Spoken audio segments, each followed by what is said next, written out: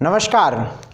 नव वर्ष की शुभकामनाओं के साथ आप सभी को सादर प्रणाम करता हूं और आप सबके समक्ष उपस्थित हूं यह बताने के लिए कि जो नया साल आ रहा है 2022 वो कैसा रहने वाला है, कौन सी स्थितियों को लेकर आने वाला है, ग्रहों की स्थितियां कैसी होंगी और आपके जीवन पर उसका कैसा प्रभाव पड़ेगा।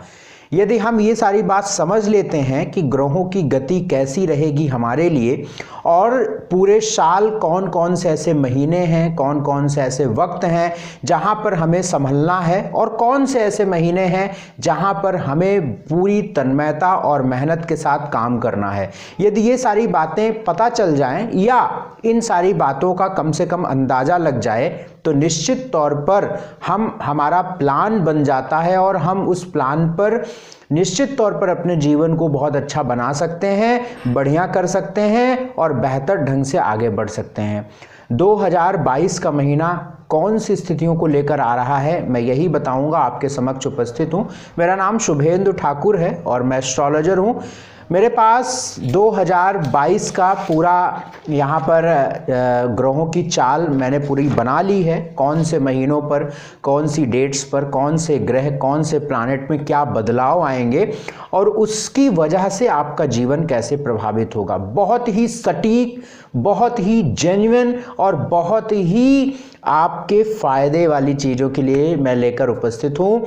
आप सब जानते हैं, जो लोग हमें पहले से फॉलो करते हैं उन्हें पता है कि हमारा राशिफल कितना सटीक होता है और मैं ये बात खुद से नहीं कह रहा हूँ, ये आप सभी खुद जानते हैं। बहरहाल मैं आपके ग्रहों और राशिफल पर आऊँगा, इससे पहले मैं दो बात बता दूँ। यह जो राशिफल आपको देखना है इसे आप अपने लग्न पर देखिएगा। आपकी कुंडली की जो लग्न है, आपकी कुंडली की जो लग्न राशि है, आपको उस पर देखना है, तभी आप पर बिल्कुल सटीक समझ में आएगा पूरा साल। और मैं आपसे निवेदन करूंगा, पेन कॉपी लेकर जो पॉइंट्स बता रहा हूं कृपा करके लिख लीजिए, क्योंकि जो मेरे दिमाग में ग्रहों की गतियां हैं, आपकी राशिफल में जो बताऊंगा मैं, आपकी राशि पर कैसा प्रभाव पड़ेगा। अगर वो राशि आपकी लग्न है तो आप यकीन मानिए आपको जो बात बताने जा रहा हूं ये आपके बहुत काम की होने वाली है। तो आप पेन कॉपी ले लीजिए और अपने एक डायरी में उसको पॉइंट्स में करके लिख लीजिए और उसी प्लान में चलिए, उसी ढंग से चलिए। आप देखिएगा वो चीज़ें होंगी आपके साथ जो मैं बताऊंगा। लेकिन बी साइंटिफिक, ऐसे ही उला फट्टू नहीं कि हाँ नाम से ये देख लिया उसका भी देख लिया, वैसे भी नहीं, ऐसे नहीं होता कुछ। जिंदगी इतनी आसान होती फिर पूरी दुनिया देखकर बैठी होती। मैं उन चीज़ों की बातें बताता हूँ जो आपको समझना बहुत ज़रूरी है। मैं उन बातों की चर्चा करता हूँ जिसे समझकर आप अपना धन, अपनी मेहनत और अपने समय को मिनिमाइज कर सकते हैं, बचा सकते हैं। तो आप अपने लग्न पर इस राशिफल को फॉलो करिए और या आप चंद्र राशि, आपकी कुंडली में चंद्रमा जहां बैठे हुए हैं उस पर भी आप इसको देख सकते हैं। ग्रहों का प्रभाव हमारे लग्न व चंद्र इन दोनों पर होता है। तो आपके पास वक्त नहीं है तो सिर्फ लग्न पर देखिए या फिर आप चंद्र पर भी देख सकते हैं। मैं अलग अलग राशिफल के अलग अलग वीडियोस दूंगा। हमारे चैनल पर मैं एक प्लेलिस्ट बना दूंगा, नए साल 2022 साल वार्षिक राशिफल, ऐसा मैं एक प्लेलिस्ट बना दूंगा। उसमें मेष से मीन तक आपको दिख जाएगा। तो आपकी जो राशि है वो आप देखिएगा, समझिएगा। और मेरा एक और निवेदन रहेगा, कृपा करके इसे शेयर करिएगा, क्योंकि सही चीज़ मिलनी चाहिए लोगों को। यदि आप हमसे कभी भी पूरे साल में आपको मेरी ज़रूरत पड़ती है, आप कुंडली दिखवाना चाहते हैं, आपके स्क्रीन पर नंबर है, इन्हीं नंबरों पर आप हमसे कभी भी व्हाट्सएप कर लीजिएगा और वहाँ पर एक टाइम स्लॉट बुक कर लीजिएगा अपॉइंटमेंट का। उसकी शुल्क होती है, फिर आप हमसे बात कर सकते हैं। आपकी इच्छा जैसी रहेगी वैसा करिएगा। आइए बात धनु राशि की करेंगे। धनु राशि वालों के बारे में समझेंगे कि 2022 नया साल कैसा रहने वाला है, कौन सी स्थितियां बनेंगी, कौन से ग्रही प्रभाव आपको आगे बढ़ाएंगे, कौन सी स्थितियों में कैसा जीवन आपका रहेगा, इसी बात को हम समझेंगे। धनु राशि वालों की अगर हम बात करें तो 2-3 परिवर्तन बहुत अच्छे हो रहे हैं और मैं ये समझता हूँ कि बड़े लंबे समय के बाद आपको एक ऐसी स्थिति बनेगी अब जो आपके जीवन को बहुत बेहतर करने वाली रहेगी। पहली बात तो आपके बृहस्पति, जो आपके मुख्य ग्रह भी हैं, आपके ऑपरेटिंग प्लैनेट, आपके लग्नेश, आपके राशि के स्वामी भी बनते हैं बृहस्पति, और बृहस्पति के अच्छे होने पर इस बात की निश्चित तौर पर स्थिति रहेगी कि आपके जीवन में बेहतर स्थिति बनेगी। बृहस्पति की चाल को देखें, गति को देखें तो 2022 में बदल रही है। 13 अप्रैल से बृहस्पति मीन राशि में प्रवेश कर जाएंगे और 13 अप्रैल के बाद बृहस्पति मीन राशि में रहेंगे। और मीन राशि में बृहस्पति के जाने से निश्चित तौर पर मैं समझता हूं कि धनु राशि वालों को एक बहुत बड़ा रिलीफ, बहुत बड़ा चेंज, बहुत बड़ी अच्छी स्थिति बनेगी। आपके जीवन में सकारात्मक बदलाव 13 अप्रैल के बाद होंगे। चूंकि बृहस्पति आपके चतुर्थ भाव में जाएंगे, चतुर्थ भाव में ही मीन राशि पड़ती है धनु राशि वालों के, तो चौथे घर में मीन राशि में बृहस्पति रहेंगे। और चौथा घर होता है भूमि, जमीन, घर। अगर आप घर बनाना चाहते हैं, जमीन लेना चाहते हैं, भूमि लेना चाहते हैं, तो निश्चित तौर पर ये बृहस्पति आपकी सोच को साकार करेंगे, आपके प्रयास को साकार करेंगे। निश्चित तौर पर आप ऐसा कर पाएंगे। या कोई प्रॉपर्टी, जमीन जायदाद से रिलेटेड कोई समस्या थी जो निपट नहीं रही थी, इस बृहस्पति की वजह से जरूर निपटेगी, जरूर सॉल्व होगी, जरूर बेहतर स्थिति बनेगी। ऐसी पूरी उम्मीद 2022 में दिखती है। बृहस्पति की चौथे भाव में प्रवेश से बृहस्पति की दृष्टि आपके 7वें भाव पर पड़ेगी। 7वें भाव पर पड़ने से आपका काम, आपकी नौकरी, आपका व्यवसाय, आपका करियर, आपका प्रमोशन पर भी सकारात्मक प्रभाव पड़ेगा। बृहस्पति की 9वीं दृष्टि आपके विदेश स्थान यानी 12वें स्थान पर पड़ेगी। तो यदि आप विदेश जाकर पढ़ाई लिखाई करना चाहते हैं या किसी भी रूप से आपका संबंध विदेश या फॉरेन से है, तो मुझे ऐसा लगता है कि आपको एक बेहतर हालात ये बृहस्पति आफ्टर अप्रैल के बाद देंगे। और मैं अगर बहुत सारी और बातों को मैं देख रहा हूँ धनु राशि वालों के, और अगर मैं वन लाइनर एक शब्द कहूँ कि 2022 कैसा रहेगा, मैं आपको बहुत जिम्मेदारी से धनु राशि वालों के लिए कहना चाहता हूँ कि 2022 बहुत अनुकूल परिस्थितियाँ लेकर आपके सामने प्रकट होगा। लेकिन मिड ऑफ ईयर, साल के मध्य के बाद, मध्य यानी मई अप्रैल ख़त्म होने के बाद जब मई की एंट्री शुरू होगी साल के, तो आपके लिए बेहतर हालात होंगे। इवन देश के लिए भी बहुत अलग हालात अप्रैल के बाद होंगे, ये एक अपना अलग विषय है। लेकिन मैं धनु राशि वालों की अगर बात करूं तो निश्चित तौर पर अप्रैल के बाद आपका एक ऐसा वक्त शुरू होगा जो आपको लाभ देने वाला रहेगा। 2 परिवर्तन और होंगे अप्रैल के महीने में, एक होगा राहु का और एक होगा केतु का। 17 मार्च के बाद राहु जो हैं वो आपके 5वें घर में प्रवेश करेंगे। 5वें घर में राहु का होना थोड़ा सा एजुकेशन में रुकावट आएगी। धनु राशि वालों के लिए मार्च के बाद एजुकेशन में रुकावट आने के चांसेस हैं, क्योंकि आपके एजुकेशन के स्थान पर राहु रहेंगे, मित्रों के और प्रेम के स्थान पर राहु रहेंगे। तो पूरी संभावना है कि 17 मार्च के बाद आपके लव लाइफ, आपके एजुकेशन, आपके मित्रों से संबंधित दिक्कतें या परेशानियां देखने को मिलेंगी। और ऐसा नहीं कि मैं 17 मार्च के बाद की बता रहा हूं, बाद की 17 मार्च से राहु बदलेंगे, तो ऐसा नहीं कि 18 मार्च को ही दिख जाएगा ऐसा प्रभाव। समय लगता है 2, 2.5, 3, लेकिन एक ऐसा बॉर्डर लाइन रहेगा 17 मार्च ऑफ 2022 की सिचुएशन जो है आपके लिए प्रेम के मामलों में, मित्रों के दोस्ती के मामले में, एजुकेशन के मामले में थोड़ी सी दिक्कत परेशानी देखने को मिल सकती है। बाकी धनु राशि वालों के लिए बहुत सकारात्मक समय है। केतु का परिवर्तन आपके लिए शुभ रहेगा।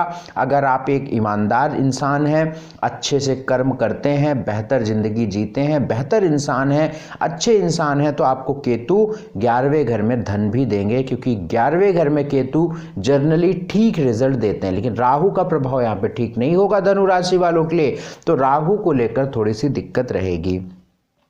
बाकी मंगल के चेंजेस और आपके बुध के चेंजेस, सूर्य के चेंजेस, ये सब होते रहेंगे। उन्हीं के आधार पर मैं आपके स्वास्थ्य से लेकर आपके मान सम्मान प्रतिष्ठा तक की बात बताऊंगा।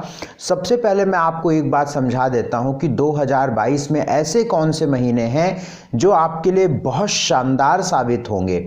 वो महीने होंगे जनवरी का, फरवरी का, अप्रैल का, मई का, जून का, जुलाई का और अगस्त का। जनवरी, फरवरी, अप्रैल, मई, जून, जुलाई, अगस्त। जनवरी से लेकर मई तक की अगर स्थिति देखते हैं तो लगभग सूर्य और मंगल आपके लिए सकारात्मक रिजल्ट दे रहे हैं। मार्च में या मिड ऑफ जब थोड़ा सा कुंभ का सूर्य जाएगा या मकर का सूर्य प्रवास रहेगा तो वहां पर थोड़ी सी समस्याएं देखने को मिलेंगी, लेकिन जर्नली अगर मैं देखता हूं तो जनवरी, फरवरी, अप्रैल, मई, जून, जुलाई, अगस्त ये बहुत अच्छा है। सितंबर, अक्टूबर, नवंबर ये थोड़ी सी परेशानियों भरा रहेगा, क्योंकि सितंबर, अक्टूबर, नवंबर में सूर्य, मंगल ये सब छठे, सातवें और आठवें से गुजरेंगे।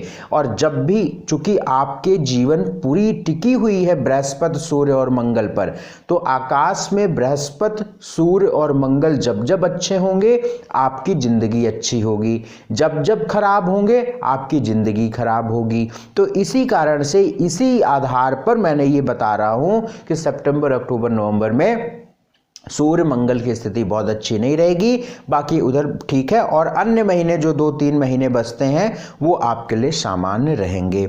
स्वास्थ्य की बात अगर धनु राशि वालों के लिए करूं तो स्वास्थ्य निसंदेह अप्रैल के बाद बिल्कुल बेहतर हो रहा है, क्योंकि बृहस्पति बेहतर हो रहा है। दिन जैसे ही अप्रैल के बाद बृहस्पति मीन में प्रवेश करेंगे, समय दर समय आपका स्वास्थ्य बेहतर की ओर जाएगा, चाहे वो आपकी उम्र कोई भी हो, कुछ भी हो, कोई भी समस्या हो, कोई भी। मैं ये नहीं कहता हूं कि आपकी बीमारी खत्म हो जाएगी, आपकी दवा दूर हो जाएगी, लेकिन अवश्य और अवश्य जब बृहस्पति मजबूत होंगे और आपके लग्नेश है बृहस्पति जब मजबूत होंगे तो आपको शुभ परिणाम मिलेंगे, स्वास्थ्य बेहतर होगा।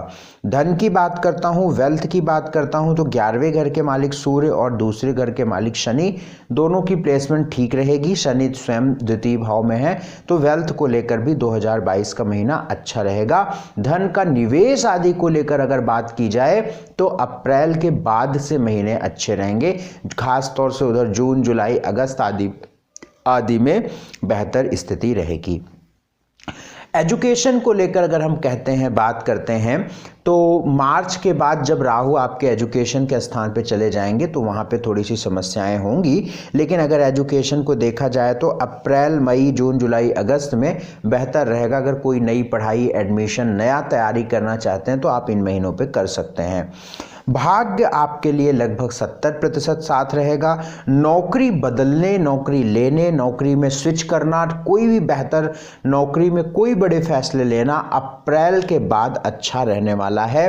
तो आप अप्रैल के बाद नौकरी को लेकर अच्छे हालात रहेंगे, चाहे वो नौकरी लगने की बात हो, चाहे वो नौकरी पक्के होने की बात हो, प्रमोशन की बात हो, नौकरी बदलने की बात हो, ट्रांसफर की बात हो, किसी भी प्रकार से बदलाव ये बृहस्पति के द्वारा यदि होगा तो वो सकारात्मक बदलाव होगा।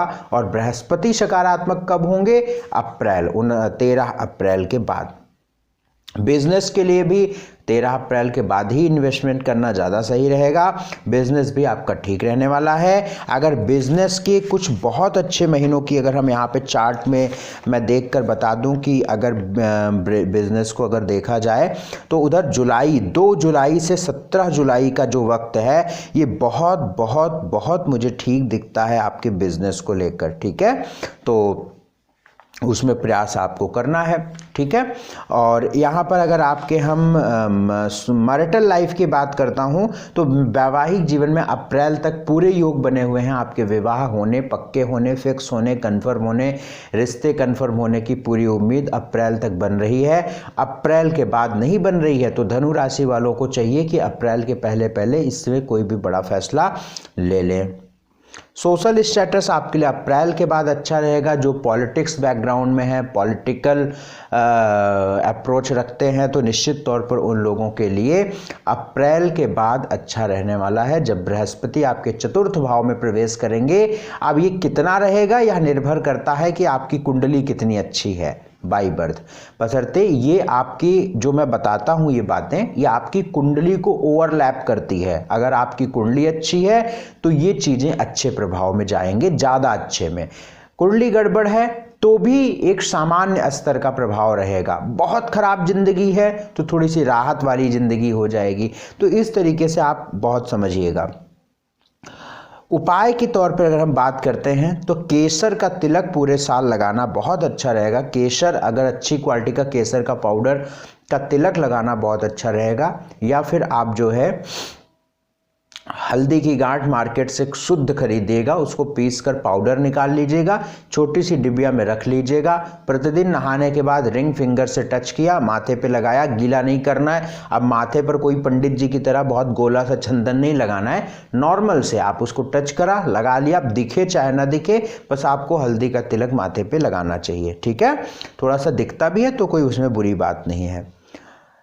सूर्य को बल दीजिए, भगवान सूर्य को जल प्रतिदिन दीजिए और गायत्री मंत्र का जाप करिए। और विशेष परिस्थितियों में आप फंसें या जहां पर आपको लगे कि मामला गड़बड़ हो रहा है पूरे साल, तुरंत आप सुंदर कांड कर लीजिए, तुरंत आप सुंदर कांड कर लीजिए। और जब तक आपकी समस्या सॉल्व ना हो तब तक करते रहिए।